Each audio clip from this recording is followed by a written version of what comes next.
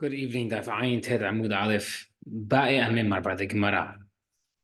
So we spoke about the Shomrim were able to seemingly acquire the animal if they pulled it, because then it would be a chayav. So the Gemara says, Tiknu Meshicha b'Shomrim alo. Hachamim are allowing the Shomrim to acquire with Meshicha or not?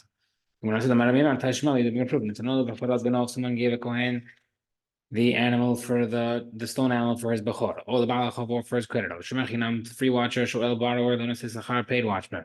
Also, chayil renter. He was in the process of pulling it out and it died. Matur. Ma'alav b'shomer, obviously referring to an actual shomer, and therefore therefore we can see that if you're pulling it out, a shomer pulling it could be acquiring it. The Gemara says, "Amarle ganav," referring to the thief stealing it from a shomer.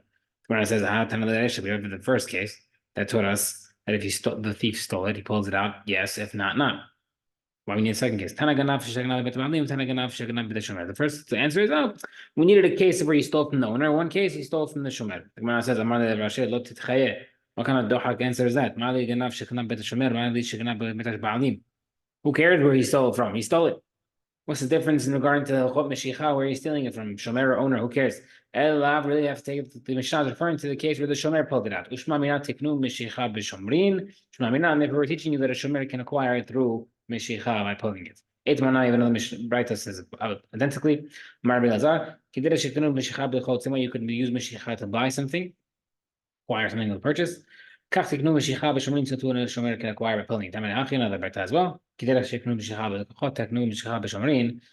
And also, so to a rental is also acquired by money documented property, or by chazakah. Sorry. So the Gemara says, what type of rental does it mean? Ilema amud bet sechiludim tatalin is referring to tatalin. Mitazle b'nei shtaraninu. Can you acquire? Right, we said three things: shtar, kesef, or chazakah. So if you're referring to all of them, are referring to tatalin, movable objects. You can't acquire movable objects with shtar. Therefore, referring to land, rental of land. Okay, Amar Belazar, in regarding to charging people kanas for stealing, the market says, if a guy was hiding in the forest to steal animals, and he slaughtered it or sold it, Mishnah touched him about is chayav 4 or 5. Amai, halamashach waited to Meshicha.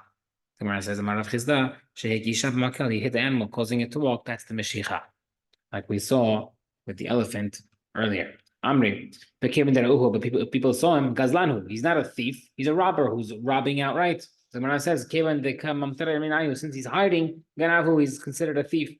So even though he's witnessed, he's not considered a secret undercover thief by hiding. But he is considered, even though he's visible, he's not considered doing like a robber who's doing it outright. Where it says that the case of a robber who's doing it outright. The case of Shelemah, he stole the spear from an Egyptian and killed him with his own spear. That's straight up to the guy's face. The case of going Shechem, the people of Shechem, Shelemah, people of Shechem set up ambushes along the path of the mountaintops. And would rob people who pass by. How come Beval not use the pasuk of Shechem? Marlach, Beval would say, since they were hiding in an ambush, they were not considered robbers. How come he didn't use the other pasuk of Benavinada? They didn't hide out. Said the reason people of Shechem were not considered robbers because they didn't hide out of fear, rather they hid to ambush for the element of surprise. Okay, how come a ganav, quiet thief, or undercover thief, is punished with all these fines, 2, 3, 4, 5, sorry, 2, 4, 5, but not a robber? Malani told them, the robber doesn't care who's his person or God. But the thief is hiding from people, which means he's worried more about the people than God himself. If he says that God doesn't see him, and God doesn't hear him. Shame on those who think that they can hide from God. God won't see. People will say, oh, they don't see. God doesn't see me doing it. Another pasuk is saying people do avra because they don't think God sees. Let's have a mashal between a thief and a robber. What's the comparable to? Two people made a party. One person invited the townsmen, but did not invite the king's family. One of them did not invite either. Who did the worst thing? This is referring to the person who invited the townspeople, but not invited the king. The guy who invited nobody, okay, you invite anybody. But he invited the people, but not the king's family, that's worse. So it's over here. If you're worried about nobody, like the robber, that's one thing. But if you're worried about people, but not God, that's worse. Meir says, let's see how much its labor is worth to people. Or the Torah. Stealing an ox, you're causing it to stop working. Chamisha, you pay 5. A thief that steals a sheep only pays 4 because it doesn't do work. All right. Another explanation why you do 5 instead of 4, we're going to mention earlier. Come and see how good strong kavod is, or embarrassment is. An ox that you're stealing it while you're walking. Chamisha, you pay 5 because you didn't suffer any embarrassment. But to steal a sheep, you have to carry it on your shoulders. You pay 4 to cover for embarrassment. Imagine how careful we have to be for embarrassment of others. New Mishnah. And Megadolin Behema Daka Eretz Israel. You cannot raise small animals in the land of Eretz Israel. Aval Megadolin B'Syria, you can raise them in Syria because that's not considered Eretz Israel. And we'll explain that the reason why we don't want people raising small animals in Eretz Israel because it'll graze into other people's properties and cause people to leave Eretz Israel. When Israel also raise them in the wilderness of Eretz Israel. And you can't raise chickens in Jerusalem because it might touch hektish meat and make it tameh. We love Kohanim Eretz Israel, and Kohanim can't raise chickens at all in Eretz Israel because they have terumah with it, which is tahor, so they can never have chickens. And you can never raise pigs. You should not raise a dog unless it's tied by a chain so you can control it doesn't scare people. And porcine, you should not spread nets for capturing birds because unless you're a certain amount of distance away from people, otherwise you might be capturing someone else's birds. First halakha, to number 9, in the Mishnah.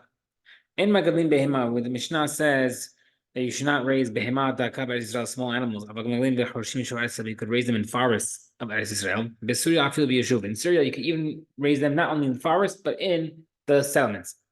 And obviously in Chutz La'aretz, you could for sure raise them there. Then you can't raise small animals in Eretz Israel. You can raise them in the desert. When Beersheba is far, the Akko wilderness and the Judean wilderness. Even though we said you can't raise a small animal in Eretz Israel, you could raise large animals.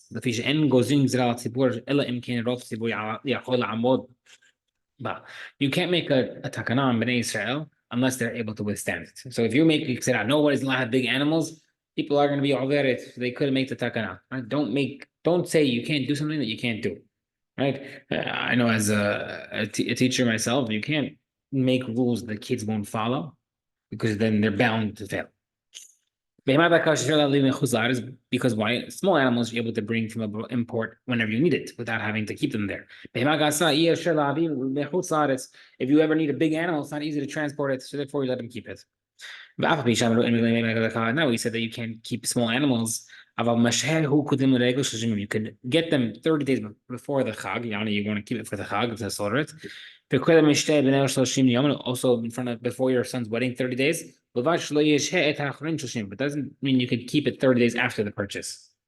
What does that mean? You might think if the Chag ended today, and when I bought it, maybe 30 days didn't pass yet. Meaning, don't think, I have 30 days before the Chag. If I bought it 10 days before the Chag, I still have 20 days afterward. No, you have until the Chag ends. You could buy it 30 days before, but when the Chag ends, game over. A butcher who wants to sell it may buy and sell it immediately and slaughter it immediately. Also can purchase and hold them 30 days before the Chag. As long as you don't hold it among them 30 days, meaning you don't hold it post the market day before Chag. Same things before. Don't hold it afterward. They asked the question, what's the halacha to raise small animals? It's Israel. Gemara says, Mishnah says, one second. You say, our Mishnah said definitely not. How can you say mutar? They're asking as follows: what's the halacha in keeping the animal past the 30 days, even not for chag? Marlahen mutar, said mutar. Ubelvad, as long as you don't let them walk around in the fields, that which the problem starts. Ela kosha b'karamita, rather tie it to the bed. Tell them Maaseh Chazir had a story about a big tzaddik, Shaya Goneach Bilibo, who had a very big chest pain and heart. They asked doctors what he could do. Amru and Lo Takana says no help. He has no fix, nothing to heal him except unless he drinks nurses hot fresh milk from an animal every morning. They brought a goat. They tied to the legs of the bed. Every morning he would nurse from it. One time his friends came to visit him, other Tamil Hamim. Once they saw that the goat was tied there, they said, they ran out and said, there's armed robbers in this house, meaning because he has this goat and the goat eats from people's property, he says, oh, look, he has armed robbers in his house. And we visit him. We can't be friends with this guy. The Hamim then sat, they said, let's see, this guy's a big tzaddik. They sat down and they examined his deeds and realized that this guy was actually a big tzaddik. The only thing he ever did, quote unquote, wrong was get this goat. Even when this guy passed away, before he passed away, he said, I have no sin except for keeping my goat, which I went against halakha of raising goats. My ancestor, my father's ancestors were people who lived in the Galil. They destroyed. They would let their animals graze in the forest, and they would be posek by themselves when singular. So even though a big tzaddik can make a psak by himself, he shouldn't. What's the thing with the forest is that even though the forests were near their homes, the problem was there's a small field that belonged to someone else in between, and they would walk through and possibly graze, therefore they were punished. In case of a shepherd who wants to teshuvah and he wants to raise his animals in the fields without any problems, he has all these animals. Now what? He's supposed to sell every single one shot? No, he doesn't sell them all in one shot.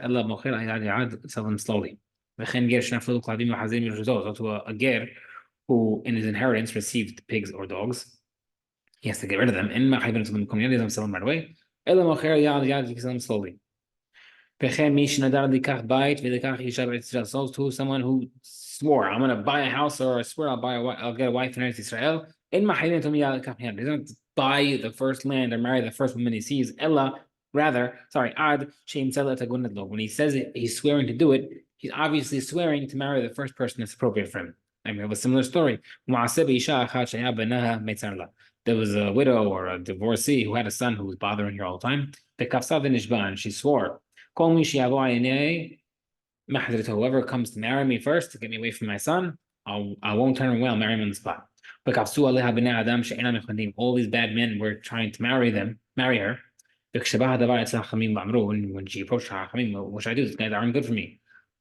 He said, it's fine. You don't have to marry them, because when you swore that you married the first guy, you meant the first man who was good for you.